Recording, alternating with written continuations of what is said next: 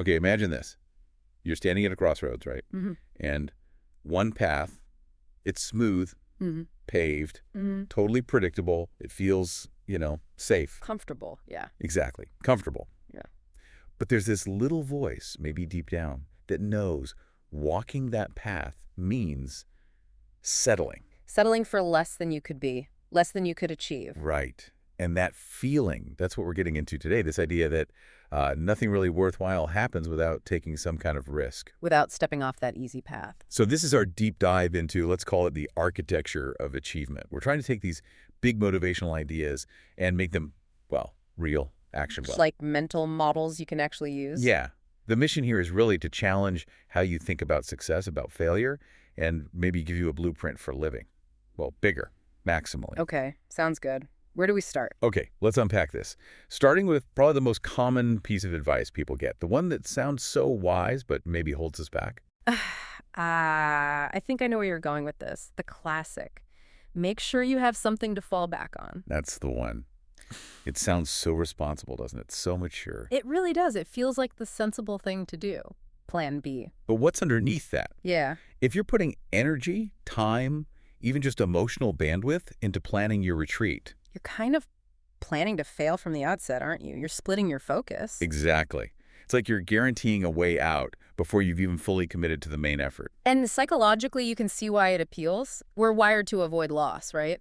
That safety net feels good. Sure. But true high achievement, the stories we see again and again, they often come from a place of, well, burning the boats, no retreat. Total commitment. It's like if you're going to fall, maybe you should only fall on your conviction, your faith in what you're doing. Or as you put it earlier, fall forward. Yeah. Fall forward. Why fall back into what you already know or what failed? At least falling forward, you can see what you're about to hit. That small shift is huge, though. It changes failure from this end point, this thing to be ashamed of, into just part of the process, a necessary step. And let's be clear. Failure is part of the process. You are going to fail. You absolutely will. Yeah, guaranteed. You'll lose sometimes. You'll probably embarrass yourself. You'll definitely suck at something new the first few times. Maybe the first dozen times. Yeah, maybe. But that's not the obstacle. That's the price of admission, isn't it? It's the initiation. It really is. Think about those legendary figures. The baseball player known for home runs. We forget he also struck out, what, like 2,600 times? An incredible number. Yeah. Imagine stopping after strikeout number 2,500 because it's too embarrassing. Right. We wouldn't even know his name. The achievement wasn't just the home runs. It was getting back up to the plate after every single strikeout. Persistence. And then there's the inventor story. The light bulb. Oh, yeah. The 1,000 failed experiments. 1,000. We think of it as this aha moment, but it was just grinding it out, failing, learning, trying again. He didn't even call them failures, did he? No, he saw them as finding 1,000 ways not to do it, which is, again, falling forward, learning from the impact. It proves that persistence eventually leads to a break. Yeah. It has to. It's like that old saying. The barbershop one. Yeah. You hang around the barbershop long enough, sooner or later you can get a haircut. Huh. It's true, though. Just by showing up consistently, you put yourself in the path of opportunity. And sometimes the failure itself redirects you. Mm-hmm. Like that actor, failed an audition, couldn't sing for a musical, must have stung. Sure. But then, 30 years later, he's back in the exact same theater, winning a huge award for a drama. The right role for him. The failure didn't kill his commitment. It just pointed him towards his actual strength. It paved a different way. So the real question for you listening is, do you have the guts to fail? Really fail? Because if you're not failing sometimes, maybe even dramatically, you're probably playing it way too safe. You're not stretching. You're staying inside that comfort zone. Yeah. And that avoidance, that preference for comfort, that leads us to the biggest cost. The cost of inaction. Yes. This is where it gets quite profound. Here's where it gets really interesting. Let's try to visualize that cost. It's an analogy, but man, it hits hard. Okay. Picture this. Fast forward. Way into the future. You're on your deathbed, it's quiet, and standing around you are these figures. Ghosts. Ghosts, like Spectral beings. not exactly. Yeah. They're the ghosts of your unfulfilled potential, all the ideas you had but never pursued. The talents you didn't develop, the books you didn't write, the businesses you didn't start. Okay. I'm with you. And here's the twist.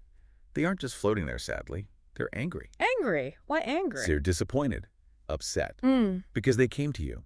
You were the only one who could have given them life, who could have brought them into the world. And because you didn't act. Because you held back, maybe out of fear, maybe comfort. Now they have to die with you.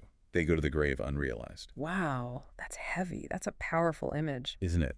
That's the ultimate price. Yeah. Not losing money, but burying potential that could have changed things. Gifts the world needed. So the question becomes, how many of those ghosts are going to be standing around your bed? Oof.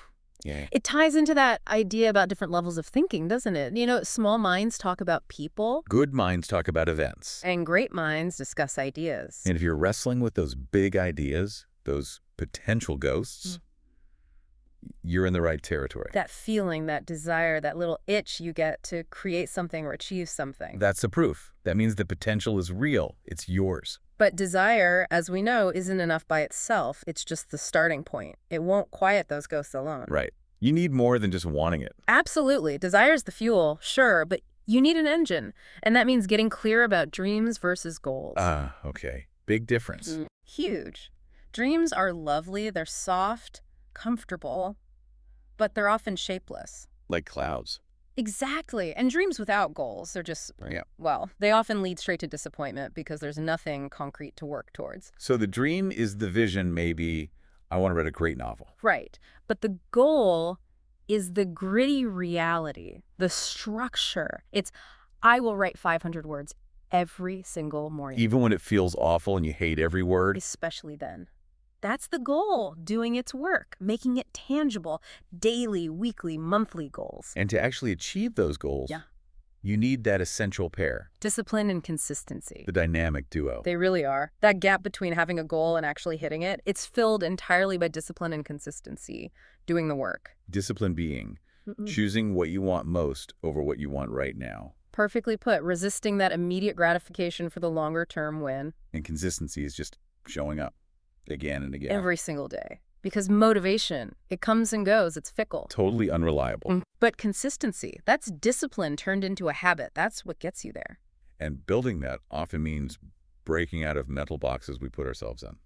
Like that 9-dot puzzle. Yo, the classic IQ test thing. Connect the 9 dots, 4 straight lines, don't lift the pencil. Yeah. And most people fail, right? Right. Because they instinctively try to stay inside the square shape the dots make. Exactly. Their minds create this invisible boundary. But the only solution is You got to go outside the box, literally draw lines that extend beyond the perimeter of the dots. it takes that little leap, that willingness to break a rule you just assumed was there. Which is a great metaphor. Don't be afraid to fail big, dream big. The boundaries holding you back are probably ones you've set yourself. And the main thing setting those boundaries is often just fear. Yeah. Good old fear, that paralysis. That voice saying, stay safe, don't risk it. But what is fear, really? We could define it as just contaminated faith. Contaminated faith. How so? Well, you have faith, right? But instead of placing your faith in your potential, in your ability to figure things out or get back up, you've put your faith in the probability of failure. You believe more strongly in the negative outcome. So you just need to redirect that faith. Exactly. Shift it back towards your potential, towards the possibility of success, and the fear loses its power. It dissolves. Okay, so you accept the risk, you build the discipline, you practice consistency. Mm-hmm. What then? What's the bigger picture? Yeah. The legacy. Right, because we spend so much energy accumulating things. Status, money, possessions. Building the empire. But what's the real point? What lasts? And that brings us to that really stark image. You will never see a U-Haul behind a hearse. No, never. It's the ultimate reality check, isn't it? It really is. You can't take it with you. People have tried. Think of the ancient Egyptians loading up those tombs with treasures. And what happened? They just got robbed. It all stays here. So if you can't take this stuff with you, the measure of your life has to shift, right? Completely. It's not about how much you have. Money, houses, titles. Irrelevant in the end. The real question is, What are you going to do with what you have? And what you have isn't just money. It's your time, your talents, your patience, kindness, love, your unique gifts. that's the currency that actually matters. That's a legacy. And interestingly, that leads to this kind of paradox. The idea that helping others, serving others, is actually the most selfish thing you can do. Okay, that sounds backward. Selfless service being selfish. Explain that one. It's about the return you get. Not financial return, but the internal return, the feeling, Yeah. the deep gratification, the sense of purpose, the sheer joy that comes back to you when you genuinely make a difference in someone else's life. That feeling is better than any material possession. Unmatched. Way better than fancy jewelry, a fast car, a huge house. That inner fulfillment, that's the real reward you're seeking, even if you don't realize it. Which means you need to be sure you're actually making progress towards that kind of fulfillment, not just moving around. Yes. Distinguishing between movement and progress. This is so important. Because you can be incredibly busy. Frantically busy, running around, doing a million things, constantly in motion. But essentially just running in place. Yeah. Getting nowhere that actually matters. Exactly. True progress needs that focus, that discipline, tied back to those meaningful goals we talked about. Not just activity for activity's sake. It comes back to hard work works. And working really hard with focus, that's what successful people actually do. It's not magic. It's commitment and consistency. So we've really covered the core components here, haven't we? The need to commit fully, the discipline to be consistent, and that fundamental willingness to take big risks. To fall forward. Fall down 7 times, get up 8. That old mantra just about sums it up. Keep striving, keep learning, keep moving forward. That's the engine. So what does this all mean? Ultimately, it means recognizing what's really stopping you. It's usually not external forces. It's the internal resistance. The desire for comfort. Precisely. The comfort zone you allow yourself to settle into. Okay, so here's the final thought we want to leave you with. Something to really chew on as you think about maximizing your potential and keeping those ghosts away. Ready for it. Ease is a greater threat to progress than hardship. Think about that. Ease is a greater threat than hardship.